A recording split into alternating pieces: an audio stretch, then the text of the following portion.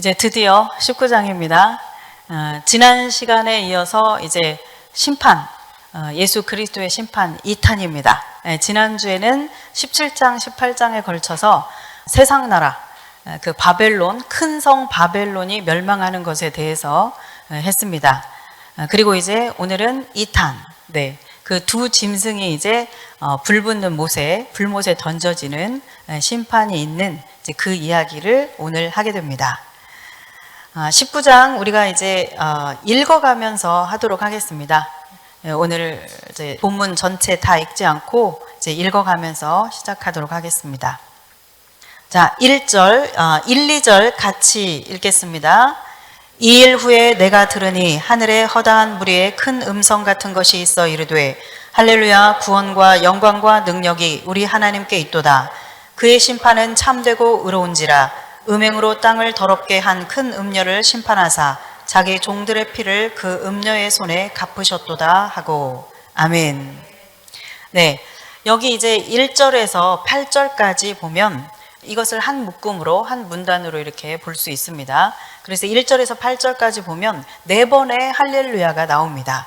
천사들이 이렇게 이제 많은 물소리와 같은 음성과 천사의 소리로 할렐루야, 4차례 할렐루야가 나오는데 우리가 방금 읽은 1, 2절이 첫 번째 할렐루야입니다. 그래서 요지는 할렐루야, 큰 음녀를 심판하시고 자기 종들의 피를 갚으셨다라고 이렇게 선언하죠. 그러니까 이게 지금 앞에 있는 17, 18장, 우리가 봤던 18장 바벨론이 멸망했던 그 이야기에 이제 이렇게 이어진다라는 것을 우리가 알 수 있죠. 그래서 바로 앞장에서 말했던 그 바벨론의 심판, 그 이야기를 하면서 자, 큰 음녀, 이 바벨론을 심판하셔서 하나님의 그 종들의 피를 갚으셨다, 이렇게 선포하고 있습니다. 그리고 이제 두 번째 할렐루야가 3절입니다. 같이 읽습니다. 두 번째로 할렐루야 하니 그 연기가 세세토록 올라가더라. 아멘. 네, 두 번째 할렐루야 했을 때는 그냥 연기가 세세토록 올라가는 그 모습만 보이죠. 우리가 이사야 34장 10절 여기 말씀을 보면 낮에나 밤에나 꺼지지 아니하고 그 연기가 끊임없이 떠오를 것이며 세세에 황무하여 그리로 지날 자가 영영이 없겠고, 이렇게 말씀하고 있습니다. 이 이사야 34장은 열방을 심판하시는, 원수를 갚으시는 그 이야기에 대해서 하고 있는 부분이거든요. 그래서 하나님의 진노가 얼마나 크든지 그 하나님의 그 진노의 심판이 계속해서 영원토록 있게 된다라고 하는, 그 심판의 결과가 영원할 것이다라고 하는 것을 세세토록 연기가 끊임없이 올라간다, 이렇게 표현을 한 것입니다. 자, 그리고 이제 세 번째 할렐루야는 4절 5절입니다. 같이 읽습니다. 또 24장로와 네 생물이 엎드려 보좌에 앉으신 하나님께 경배하여 이르되 아멘 할렐루야 하니 보좌에서 음성이 나서 이르시되 하나님의 종들 곧 그를 경외하는 너희들아 작은 자나 큰 자나 다 우리 하나님께 찬송하리라 하더라. 아멘. 네, 여기서 이제 24장로와 네 생물이 경배하면서 아멘 할렐루야 이렇게 합니다. 자, 그때 보좌에서 음성이 들리기를 하나님의 종들아 다 하나님께 찬송하라, 이렇게 이야기하죠. 네, 세 번째 할렐루야의 요지는 하나님의 종들아 다 하나님께 찬송해라 라는 것입니다. 우리가 이렇게 보면 지금 2절에서도 자기 종들의 피를 갚으셨다, 이렇게 얘기하죠. 하나님의 종들 이야기를 합니다. 그리고 우리가 방금 읽은 5절에서도 하나님의 종들 너희는 하나님께 찬송을 해라, 이렇게 얘기하죠. 그리고 이제 우리가 이렇게 10절에 보면 10절에서도 요한이 이렇게 이제 엎드려 경배하려고 하니까 천사가 말하기를 그 예수의 증언을 받은 너나 네 형제들이나 나나 우리는 다 하나님의 종이다, 똑같은 종이다, 이런 이야기를 하죠. 그래서 이렇게 보면 2절, 5절, 10절 여기에서 계속 하나님의 종을 말씀하고 계십니다. 왜 이렇게 여기에서 이제 하나님의 종들을 말씀하시는가 하면 바벨론 심판이 왜 일어났느냐면 우리 18장 마지막 절에서 어떻게 끝났었죠? 그 성에 보니까 선지자들의 그 종들의 그 피가 발견되었다, 그 얘기를 하죠. 예, 그래서 이 바벨론 심판이 피 흘림에 대한, 그러니까 하나님의 백성들과 성도들과 그리고 그의 종들을 피 흘리게 했던 그 바벨론 성, 그것에 대한 심판이었어요.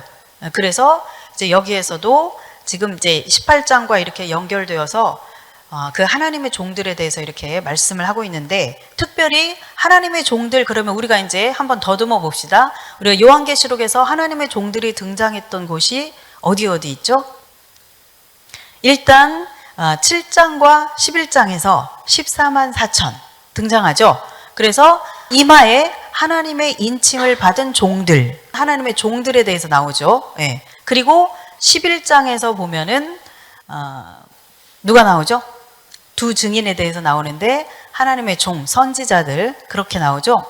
그래서 우리가 이제 이렇게 요한계시록 지금 이제 벌써 19장을 하는데, 그동안에 우리가 했던 걸 이렇게 더듬어 보면 7장에서 11장에서 14장에서 이렇게 그 하나님의 종들의 그 흐름을 이제 말씀하시는 것을 볼 수 있어요. 그래서 우리가 이렇게 그 기억해 보면 하나님의 인침을 받은 종들 14만 4천 명은 순교자다 아니다. 네, 순교자죠. 네. 그리고 또 11장에 나오는 하나님의 종 선지자들은 순교자다 아니다. 네, 순교자죠. 네. 그래서 7장에서 14만 4천의 그 사람들이 14장에 보면은 부활한 모습으로 이렇게 나오잖아요. 네. 부활했다라는 얘기는 죽었다는 얘기죠. 네. 그래서 피 흘림을 당한 그 하나님의 종들을 이야기하는 거죠. 그래서 여기에서 지금 하나님의 종들을 2절, 5절, 10절 계속 하나님의 종에 대해서 언급을 하는데, 그것은 바로 이 요한계시록에 등장하는 하나님의 종들이 순교자이기 때문에, 피 흘림을 받은 자들이기 때문에 그렇습니다. 피를 흘린 자들이죠. 그래서 바벨론이 심판을 당한 것도 이 하나님의 종들의, 성도들의 그 피 흘림 때문에 이루어졌다라는 것을 말씀하신 것처럼, 이제 그 뒤를 이어서 지금 여기 19장에서도 할렐루야, 하나님의 종들의 피를 흘렸던 그 하나님의 종들에게 찬양해라, 이렇게 이제 이야기하는 것입니다. 그 다음에 이제 네 번째 할렐루야는 6, 7, 8절입니다. 같이 읽겠습니다. 또 내가 들으니 허다한 무리의 음성과도 같고 많은 물소리와도 같고 큰 우레소리와도 같은 소리로 이르되 할렐루야, 주 우리 하나님 곧 전능하신 이가 통치하시도다. 우리가 즐거워하고 크게 기뻐하며 그에게 영광을 돌리세. 어린 양의 혼인계약이 이르렀고 그의 아내가 자신을 준비하였으므로 그에게 빛나고 깨끗한 세마포옷을 입도록 허락하셨으니 이 세마포옷은 성도들의 옳은 행실이로다 하더라. 아멘. 네, 이 이제 마지막 네 번째 할렐루야는, 자, 우리 주 하나님 그 전능하신 분이 이제 통치하신다라고 하고, 그러면서 무엇을 선포하느냐면, 자, 어린 양의 혼인잔치의 때가 지금 이르렀다라고 그렇게 선포합니다. 그러죠? 여기 어린 양의 혼인 기약이 이르렀다 그랬는데, 혼인이라고 하는 단어는 가모스라고 하는 이 단어는 결혼식이라고 하는 뜻도 되고 결혼잔치라고 하는 뜻도 됩니다. 그리고 이게 이제 히브리어로는 미슈테인데, 이 히브리어의 뜻은 잔치, 축하연도 잔치죠. 예, 그래서 잔치라는 뜻을 가지고 있어요. 그리고 혼인 기약할 때 기약이라는 것은 원문에는 없는 단어입니다. 그냥 이제 이렇게 그 번역할 때 이렇게 집어넣은 거예요. 그래서 이 말은, 자, 어린 양의 그 혼인 잔치가 이제 벌어질 때가 되었다라는 이야기죠. 혼인날이 됐다라는 이야기죠. 그래서 헬라어 직역 성경에 보면 혼인날이 됐다 이렇게 이야기합니다. 그러니까 어린 양의 혼인 기약이 이르렀다, 이 말은 어린 양의 혼인날이 됐다, 이런 표현입니다. 예. 사실 뭐 이렇게 요한계시록 보면서 이 부분도 굉장히 아주 그 혼인 기약이 이르렀다라는 이 표현이 굉장히 애매해서 많이 이렇게 골머리를 써왔던 부분 중에 하나예요. 네. 그런데 이것이 이제 어린 양의 그 혼인 날이 됐다라는 그런 의미입니다. 뭐 킹제임스 흠정역에서도 역시 혼인 잔치가 이르렀다 이렇게 해석하고 있습니다. 그래서 이제 그 부활하고 휴거한 그런 성도들이 공중으로 들려 올려지고, 그리고 거기에서 예수님을 만났습니다. 예. 그래서 이제 그 예수님과 드디어 만났고, 자, 여기에서 이제 어린 양의 혼인 기약이라고 이제 혼인에 비유하고 있는데, 그 이유는 여러분들이 이제 뭐 많이 이제 알고 계시겠지만, 예수님이 이제 이 땅에 왔다가 가셨던 그 이야기, 그러니까 예수님의 어떤 사역, 이것이 마치 이렇게 신랑이 신부를 이렇게 맞아들이기 위해서 이렇게 청혼을 하고, 그리고 또 정혼을 하고, 그리고 떠났다가 다시 데리러 오고 하는, 마치 이 유대인들의 결혼 풍습과 아주 딱 일치하는 그런 특성을 가지고 있기 때문에, 이제 예수님이 이 땅에 오셔서 우리에게 행하신 그 공생의 전체의 그 사역이 이렇게 결혼에 비유되고 있는 거예요. 그래서 유대인들은 중동 지역이 많이 이제 대부분 비슷한데, 이스라엘에서 이제 결혼을 하게 되는 그 과정을 보면, 한 남자가 저 여인이 마음에 들면 이제 그 여인 집에 이렇게 갑니다. 그래서 청혼을 이렇게 하고, 그리고 나서 이제 잔치를 이렇게 하고 나서 마지막에 이렇게 포도주 잔을 이제 내놓고, 이 포도주 잔을 만약에 이 좋아하는 이 여인이 마시게 되면 오케이, 결혼을 승낙하는 것이고, 만약에 그렇지 않으면 거절하면은 나 당신 싫어요 이런 이야기입니다. 예. 그래서 이제 그렇게 결혼이 받아들여져서 결혼이 성립이 되면 이 정혼은 우리나라로 치면 약혼 같은 것입니다.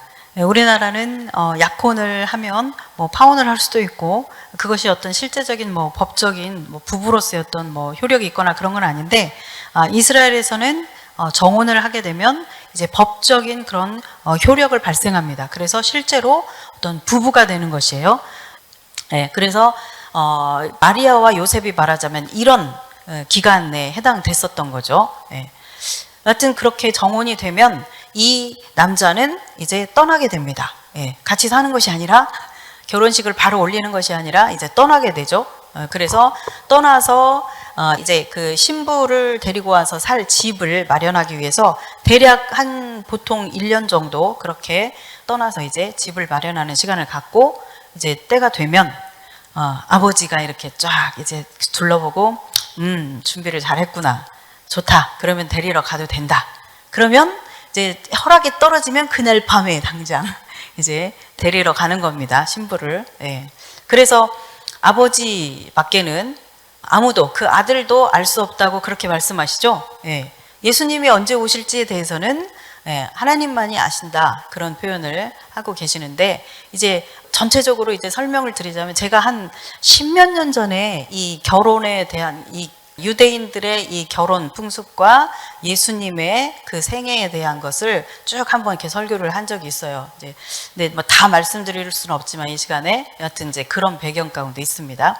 그래서 이제 예수님이 다시 오신다라는 얘기는 바로 1년 동안 이제 떠나서 신부와 함께 살 집을 마련하고 이제 데리러 가는 그것에 해당되는 시기가 바로 이제 예수님이 다시 오셔서 이제 우리를 이렇게 데리고 가시는 이제 그것에 해당되는 거죠. 그런 배경을 가지고 있어서 이제 어린 양의 혼인 기약 이야기를 하고 있고, 뒤에서도 보면 우리를 이제 신부라고 표현을 하고 어린 양의 아내라고 그렇게 이제 표현을 하는 겁니다. 자, 그래서 이제 드디어 이제 모든 환난과 핍박을 뚫고, 짐승표도 이기고 우상 숭배의 그 모든 어려움들을 다 이기고 이제 부활하고 휴거한 이 성도들이 드디어 메시아 예수 그리스도께서 왕이 되시는 그 메시아의 왕국, 이제 천년 왕국, 그 곳에서 함께 통치를 할 수 있는 그런 권세를 부여받는 그 영광스러운 그때가 이제 다가오는 것입니다. 자, 그 다음에 이제 그 다음 절로 넘어가기 전에 성도에 대해서, 이 요한계시록에서 이제 성도에 대해서 표현한 것을 한번 보면, 먼저 어린 양의 아내라고 그렇게 표현을 하고 있죠. 예, 성도들에 대해서 표현할 때 어린 양의 아내라고 그렇게 표현합니다. 7절에 보면 그의 아내가 자신을 준비했다, 이렇게 얘기하죠. 예, 그래서 자신을 이제 준비했다, 그의 아내가, 그렇게 얘기하고 있는데, 여기에서 지금 그의 아내가 자신을 준비했다 그랬어요.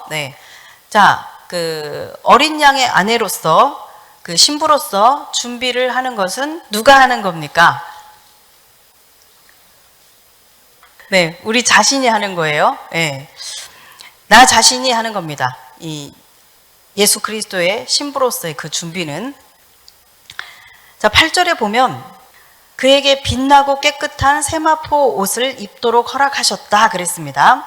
자, 이제 성도들이 어린 양의 혼인 잔치에 이제 들어가게 되는데, 어린 양께서 그에게, 여기에서 그에게는 그녀죠, 그녀. 이제 이 아내입니다. 어린 양의 아내, 그녀에게, 성도죠. 성도에게 빛나고 깨끗한 세마포 옷을 입도록 허락했다 그랬습니다. 자, 자신을 이렇게 이제 준비해서 이렇게 딱 갖추어진 이 신부가, 이 성도가 이제 주님 앞에 딱 갔을 때 주님께서 이 성도들에게 빛나고 깨끗한 세마포 옷을 입도록 허락하셨다 그랬습니다. 여기에서 이 허락했다라는 말은 줬다 그런 뜻이에요. 수여하다 그런 뜻 있죠? 이렇게 줬다라는 뜻이에요. 원어가. 그리고 빛나고 깨끗한 세마포 옷 할 때 이 세마포 옷이 단수입니다. 단수. 그래서 성도들이 엄청난 많은 이제 성도들이 이렇게 있을 거 아니에요? 네. 그런데 이 성도들에게 지금 예수님께서 깨끗하고 흰 그 세마포 옷을 주셨는데 이 옷이 단수예요. 그러니까 하나예요. 그리고 그의 아내에게 주셨다 그랬는데 이 아내도 단수입니다. 단수. 자, 그러니까 이 말은 무슨 말이냐면 이 구원받은 이 전체 성도, 이 공동체가 예수님의 신부라는 거죠. 네. 자, 한 사람이 다 이렇게 예수님의 신부여가지고 이렇게 다 이렇게 하나씩 옷 주고 이렇게 해서 그러면 이게 뭐야, 예수님은 남편은 하나인데 신부가 몇이야. 네. 그런데 지금 여기 성경에서 이야기하고 있는 옷을 준 이 옷도 단수이고, 그리고 그의 아내라고 할 때 이 아내도 단수예요.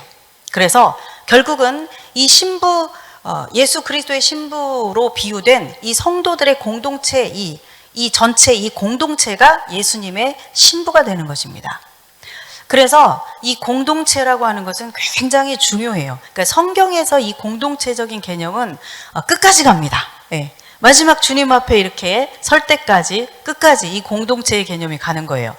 하나님께서 이제 이스라엘이라고 하는 나라를 세우시고 그 이스라엘 공동체에 대한 말씀을 주십니다. 그래서 이렇게 레위기에 보면은 이스라엘에서 끊어지리라. 이러이러한 자는 이스라엘에서 백성 중에서 끊어지리라. 뭐 이런 얘기 굉장히 반복되거든요. 그런 표현들이. 이것은 하나님의 공동체에서 끊어진다는 얘기거든요. 그래서 하나님께서는 어떤 성도들을, 하나님의 백성들을 말씀하실 때 항상 이 공동체적인 그런 존재로서, 이 공동체의 그 중요성, 그 공동체적인 존재로서 이렇게 말씀하시는 것을 우리가 보게 됩니다. 그래서 이 공동체, 교회, 이런 것은 굉장히 중요한 개념이에요.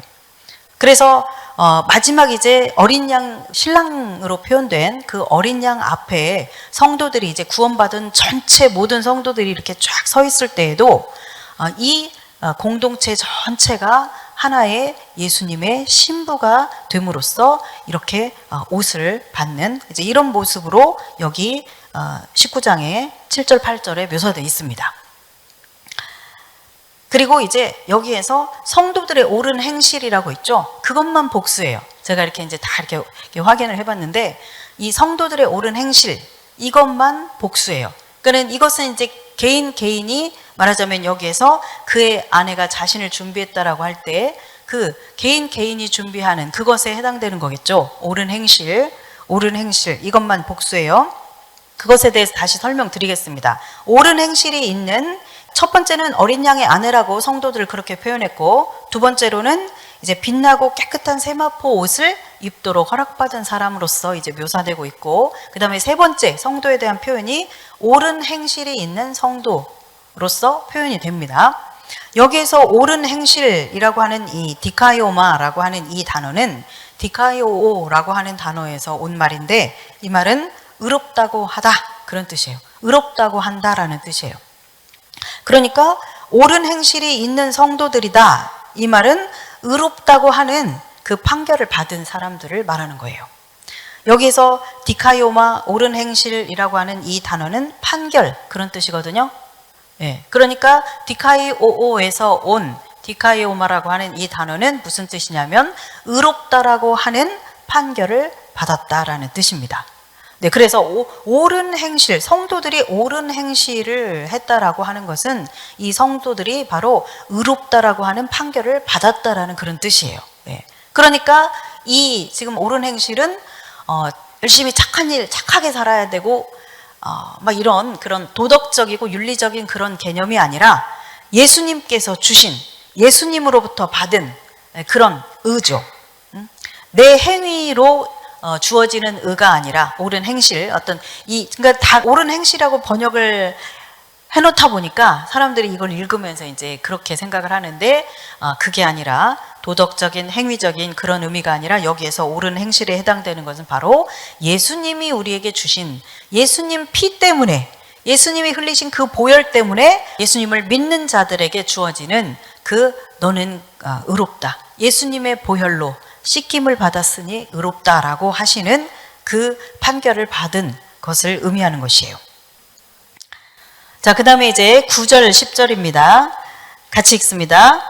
천사가 내게 말하기를 기록하라. 어린 양의 혼인잔치에 청함을 받은 자들은 복이 있도다 하고, 또 내게 말하되 이것은 하나님의 참되신 말씀이라 하기로 내가 그 발 앞에 엎드려 경배하려 하니, 그가 나에게 말하기를 나는 너와 및 예수의 증언을 받은 내 형제들과 같이 된 종이니 삼가 그리하지 말고 오직 하나님께 경배하라. 예수의 증언은 예언의 영이라 하더라.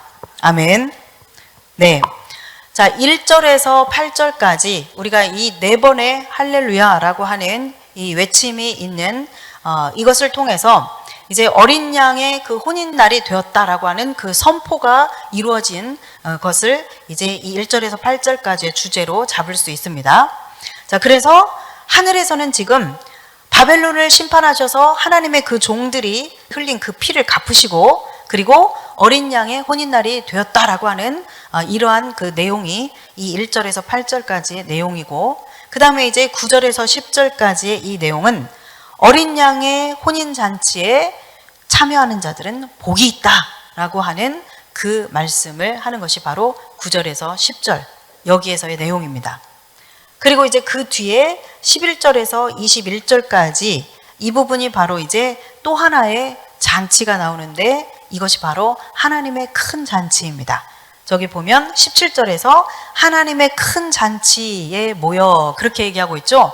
이것은 바로 새들의 잔치라고도 할 수 있는 하나님이 마련하신 잔치인데, 수많은 심판을 받은 그 시체들이 널려 있는데 새들이 와서 그 시체를 먹는, 이제 그것을 표현하면서 이 새들의 잔치, 이것을 바로 하나님의 큰 잔치에 모여라 라고 그렇게 얘기하고 있는 거죠. 그래서 오늘의 주제가 하늘과 땅에서의 두 가지 잔치입니다. 그렇죠. 두 잔치. 그래서 1절에서 8절까지 할렐루야, 네 번의 할렐루야를 선포하면서 이제 여기에서 바로 어린 양의 혼인잔치가 선포됨으로써 하늘에서는 어린 양의 혼인잔치가 이제 펼쳐지는구나. 그리고 이 땅에서는 또 하나님의 큰 잔치라고 하는 그 심판받은 사람들을 이제 새가 이렇게 뜯어먹는 그 잔치가 이제 선포되고 있구나라는 것을 우리가 이 19장에서 알 수 있습니다. 자, 우리가 방금 읽은 이제 9절, 10절 보도록 하겠습니다. 자, 어린 양의 신부, 아내, 이런 표현은 비유적인 표현인 거예요.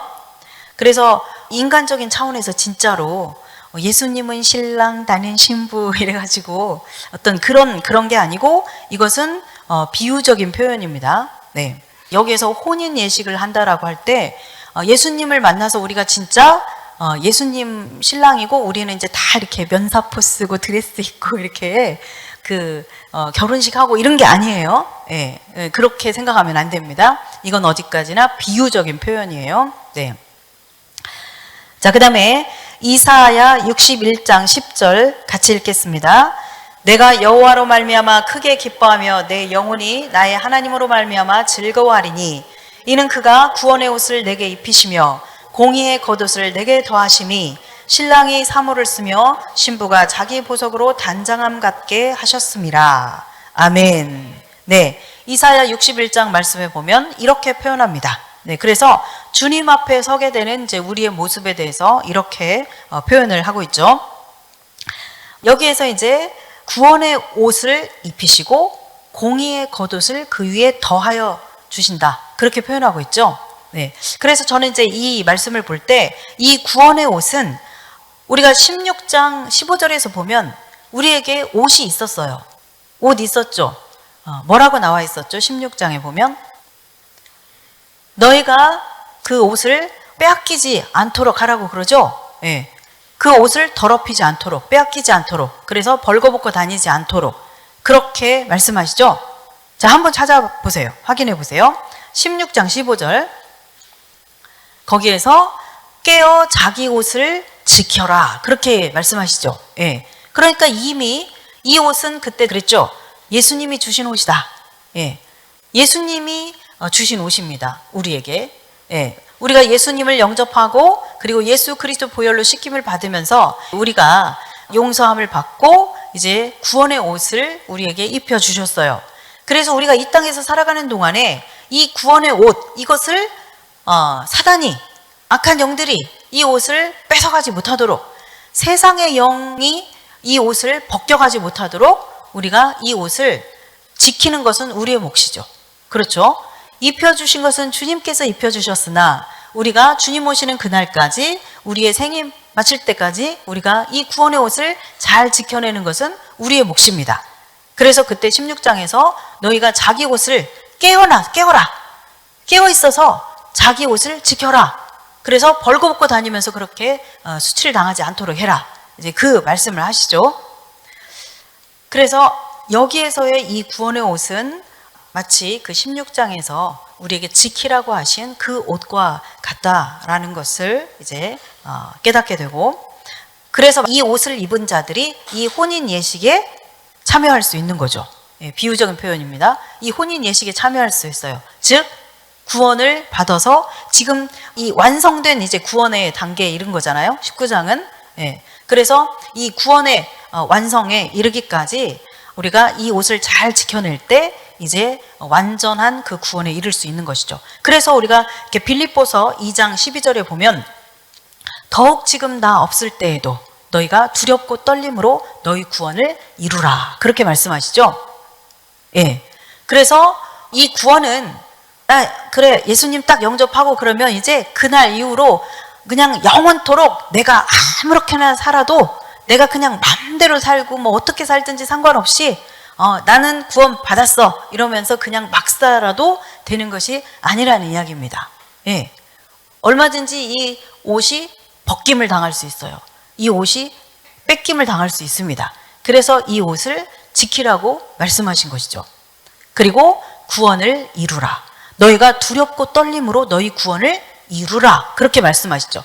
그러니까 아직 완성되지 않은 거예요.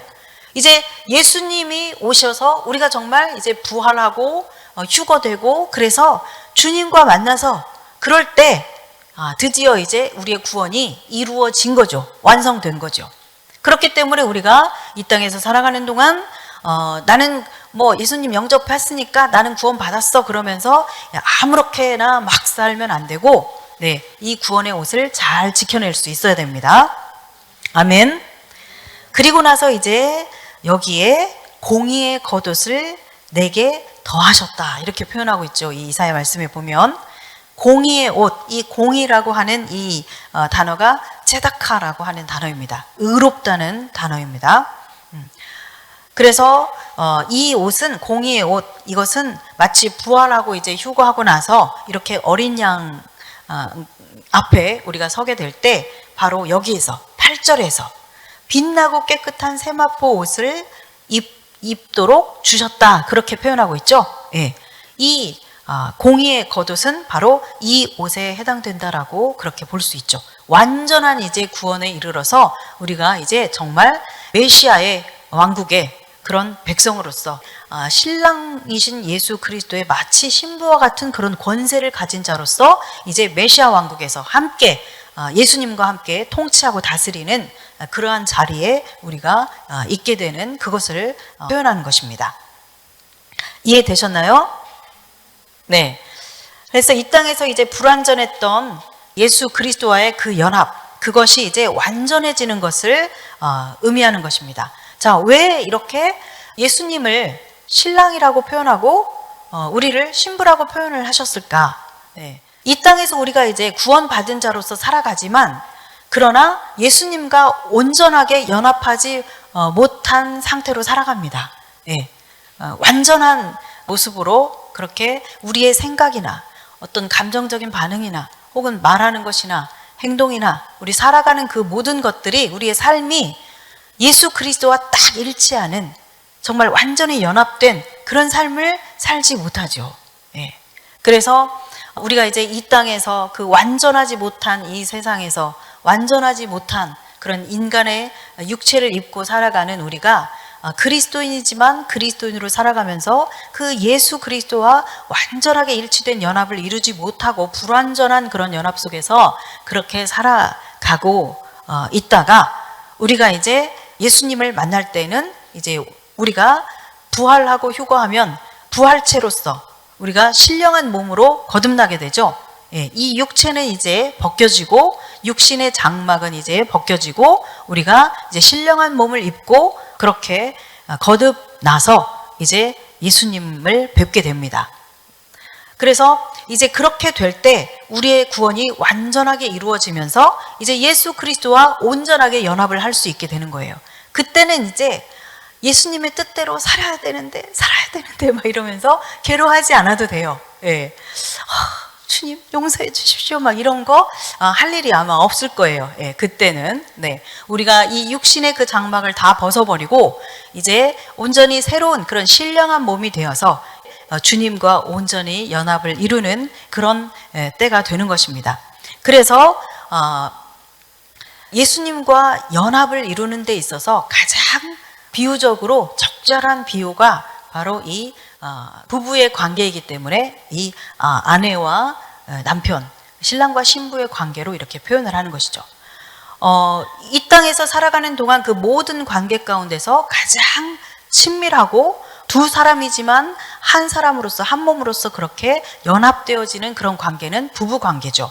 그렇기 때문에 이제 예수님과 성도들의 그 온전한 그런 연합, 즉 예수님의 그 뜻대로, 예수님의 생각대로 같은 마음과 같은 뜻으로 이제 우리가 어떤 죄의 노예가 되어서 죄의 종으로 살지 않고 그렇게 주님과 함께 살아갈 수 있는 온전한 연합을 이룰 수 있는 이제 그런 성도로서의 그 삶, 그것을 표현할 때 그 연합, 그것을 표현할 수 있는 가장 좋은 표현이 바로 이제 남편과 아내의 표현이기 때문에 예수님과 이 성도의 그런 그 비유를 남편과 아내, 신랑과 신부의 비유로 그렇게 한 것입니다. 그래서 이 혼인잔치, 뭐 이런 신랑과 신부 이런 비유는 비유적인 것이다라는 것을 여러분들이 이제 기억하시기 바랍니다. 자, 그 다음에 이제 9절입니다. 9절 중에서 어린 양의 혼인잔치라고 이렇게 했는데 이 잔치는 만찬입니다. 본래 이 뜻은 테이프논이라고 하는 이 단어는 만찬이면 조찬이 있고 오찬이 있고 만찬이 있죠. 네, 만찬은 저녁 식사죠. 네, 그래서 저녁에 먹는 이렇게 쫙 갖추어진 그런 정식, 이것을 이제 만찬이라고 하는데, 여기에서 혼인 잔치에 청함을 받은 자라고 할 때 이 혼인 잔치라는 것은 이 혼인 만찬을 의미하는 것입니다. 네, 그래서 킹 제임스 흠정역에 보면 어린 양의 혼인 만찬에 부름받은 자들은 복이 있도다, 이렇게 번역을 하고 있습니다. 네, 그래서 킹 제임스 버전에서 메리지 서퍼라고 하는 저녁 연회 있죠. 네, 그 만찬으로 그렇게 표현을 하고 있습니다. 그래서 그 이스라엘은 저녁에 결혼을 하죠.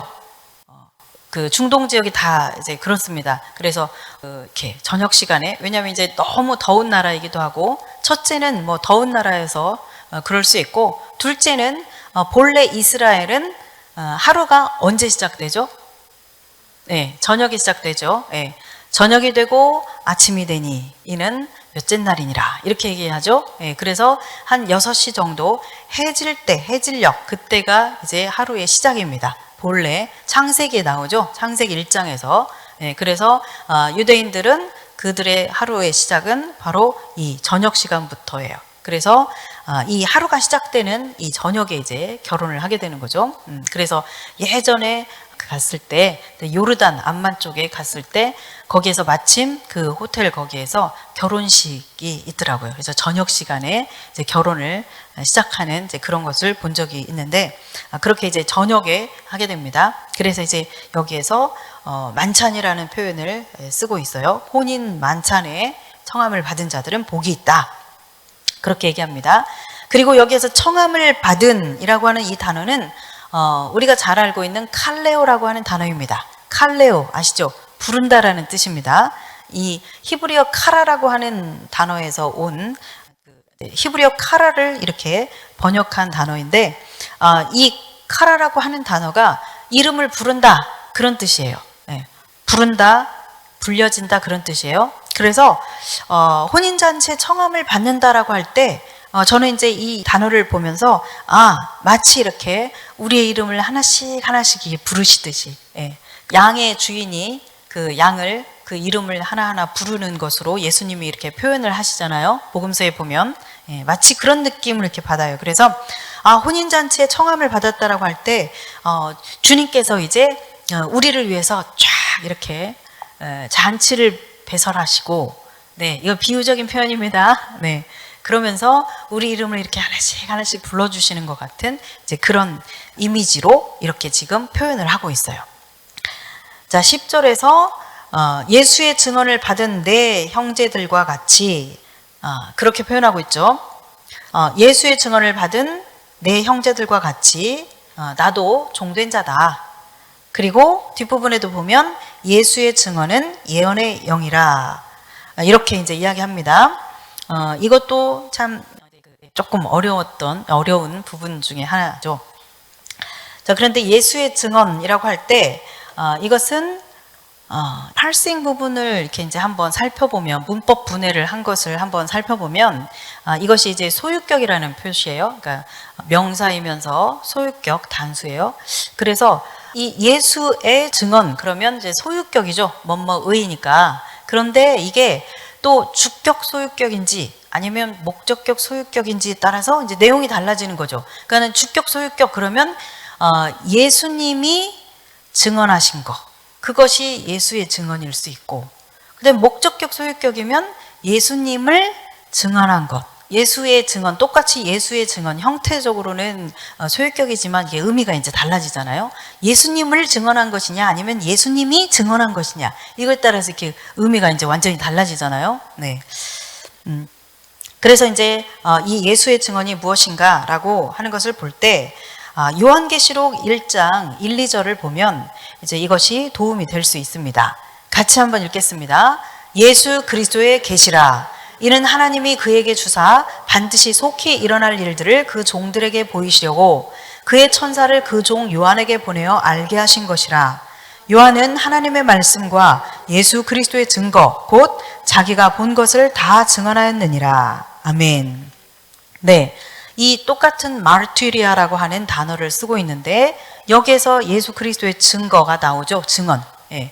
그래서 지금 요한계시록을 이것을 시작하면서 이것은 예수 그리스도의 계시다. 즉 예수 그리스도께서 주신 계시다. 그런 뜻이죠. 그러니까 말하자면 여기서 예수 그리스도의 계시는 주격이죠.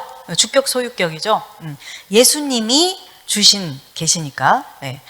그리고 이것은 천사를 그 종 요한에게 보내서 이렇게 알게 하신 것이다. 그러면서 이 예수 그리스도의 증거 곧 자기가 본 것을, 이 자기는 누구예요?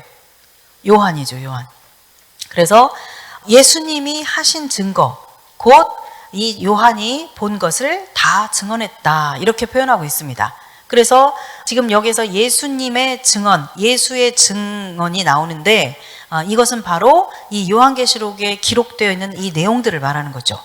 예수님이 주신 계시 이거죠. 이것을 이제 요한이 다 증언했다. 이렇게 표현하고 있죠. 그래서 이렇게 그 문맥상 이렇게 딱 보면 이것이 지금 요한에게 보여주신 이 환상의 내용, 이 계시의 내용이다라는 것을 우리가 알 수 있습니다. 그래서 이것이 지금 여기에서 우리가 보고 있는 이 예수의 증언을 받은 내 형제라고 할 때, 이 예수의 증언은 바로 예수님이 하신 증언, 이 내용을 말하는 것이라는 것을 알 수 있죠. 그리고 또 예수의 증언을 받은 형제들, 그렇게 표현했는데, 이 예수의 증언을 받은 형제들이 누굴까요? 1차적으로 지금 이 예수님의 증언을 다 이제 요한이 기록을 해서 누구에게 보내고 있죠? 예, 소아시아 7교회 하나님의 종들에게 보내고 있죠. 예, 그래서 지금 예수의 증언을 받은 형제들이라는 것은 바로 이제 그 요한계시록의 내용, 이 예언의 이 내용을 받은 그런 하나님의 종들을 말하는 거죠. 그 형제들과 같이 된 종이다, 나도. 이 종은 천사죠. 예, 천사도 종으로서 섬기는 그런 존재죠. 네.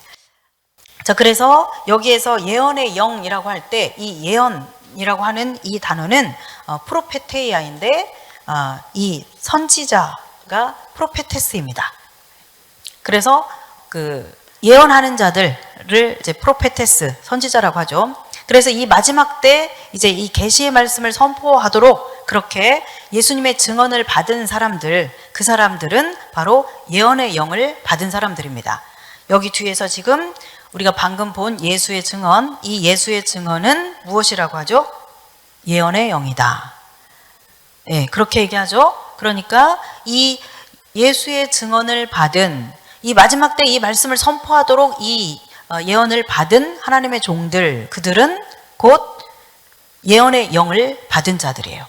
그러니까 예수의 증언을 받은 것은 예언의 영을 받은 것이죠. 제가 무슨 말 하는지 알죠? 어려워요? 자, 10절 뒷부분에서, 끝부분에서 예수의 증언은 예언의 영이다, 이렇게 얘기했어요. 그러니까 예수의 증언을 받은 자들은 즉 예언의 영을 받은 자들이에요. 그죠? 예. 그래서 예수의 영을 받은 자들은 예언의 영을 받은 자입니다. 예, 그래서 이 마지막 때 이 예언의 말씀을 지금 선포하도록 이 말씀을 받은 자들, 이들 하나님의 종들은 곧 예언의 영을 받은 자들이다. 그래서 요한계시록에 보면 이 하나님의 종들에 대해서 얘기할 때 선지자, 두 증인에 대해서 얘기하면서 하나님의 종, 선지자라고 그렇게 표현을 하고 있죠. 예. 그래서 이 요한계시록에서 그 하나님의 종이다 라고 말하면 그것은 바로 이 마지막 때에 하나님의 메시지를 선포해야 되는 그러한 종들, 예언의 영을 받은 자들이 바로 여기에서 하나님의 종들이에요. 그렇죠. 그래서 11장에서 두 증인도 이 마지막 때 3년 반 동안 이 예언의 말씀을 선포하잖아요. 그리고 이 하나님의 종들이 예언적인 선포를 할 때 그것을 통해서 이제 이 땅에 그 나팔이 불려지면서 벌어지는 그런 일들이 하나씩 이렇게 펼쳐지는 것을 우리가 봤습니다. 그렇죠? 네, 그래서 이 3년 반 동안 마지막 때에 나팔이 불려지면서 일어나는 첫째 나팔, 둘째 나팔, 셋째 나팔, 넷째 나팔, 이 나팔이 불려졌을 때 일어났던 그 일들은 바로 이 선지자들의 하나님의 종들의 선포를 통해서 진행된다라고 제가 그런 말씀 드린 적이 있죠.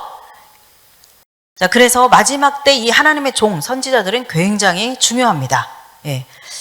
왜냐하면 이들이 바로 이 예언의 영을 받은 자들이기 때문에 그렇습니다. 예. 이 마지막 때 선포돼야 될 이 말씀을 가진 자들, 받은 자들, 그래서 이 말씀을 선포할 자들이 바로 이 마지막 때 하나님의 종들이에요.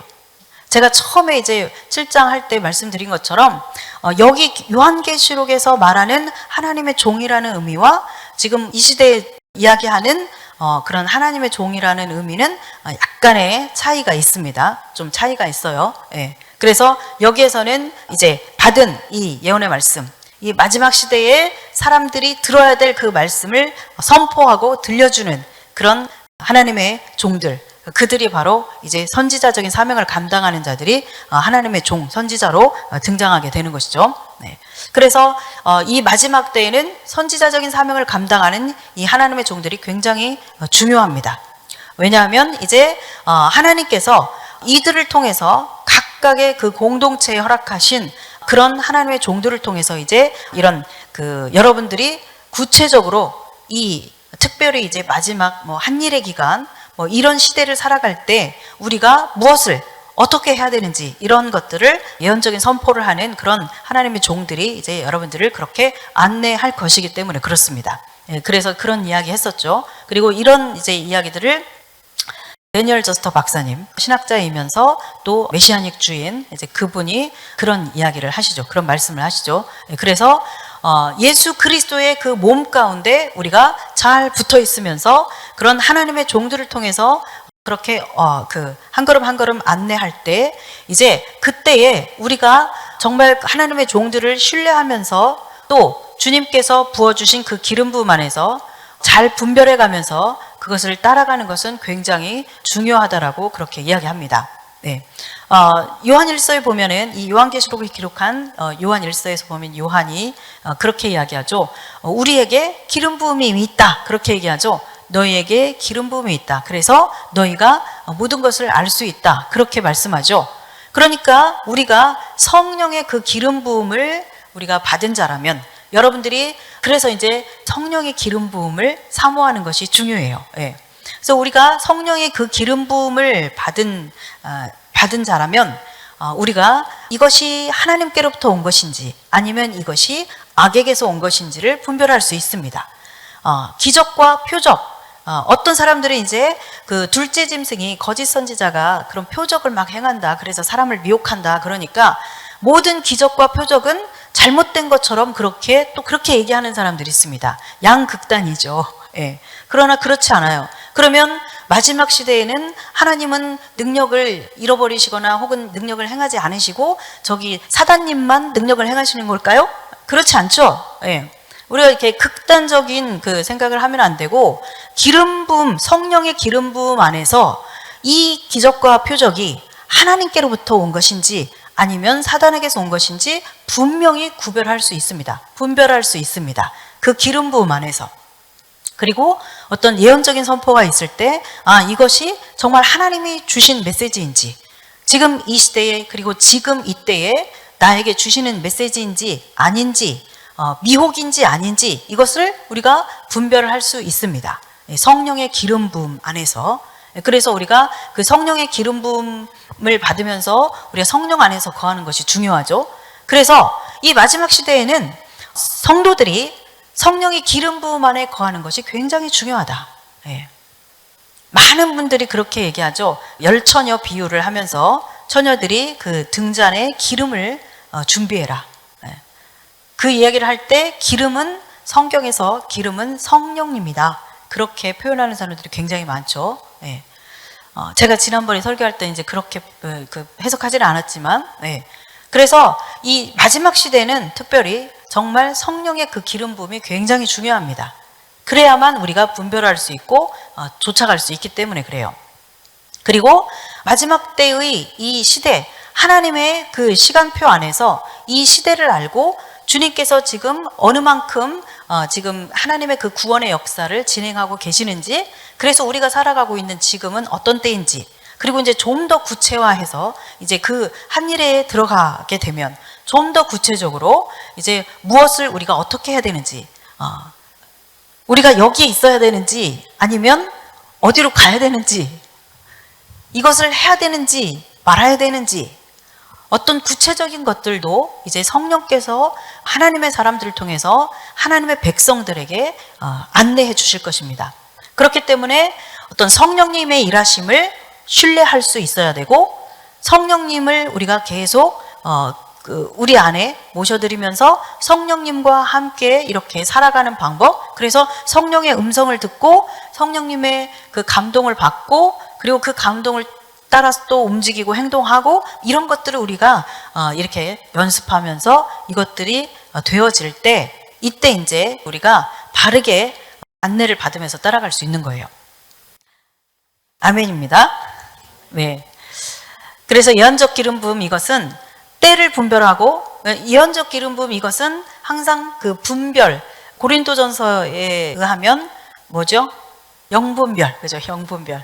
예, 영분별의 은사를 얘기하고 있죠. 그 12가지 중에. 예. 그래서 예언적 기름 부음이 있으면 어떤 때에 대한 분별, 사람에 대한 분별, 장소에 대한 분별, 이런 분별들이 있게 되죠. 그래서 그런 어떤 분별을 통해서 예언적인 그 기름 부음 안에서 또 하나님의 음성을 들으며 그 선포들을 할 때에 여러분들이 그것을 잘 신뢰하면서 따라갈 수 있는 그런 성도들이 되어야 됩니다. 왕의 정원 미니스트리의 사역을 소개합니다.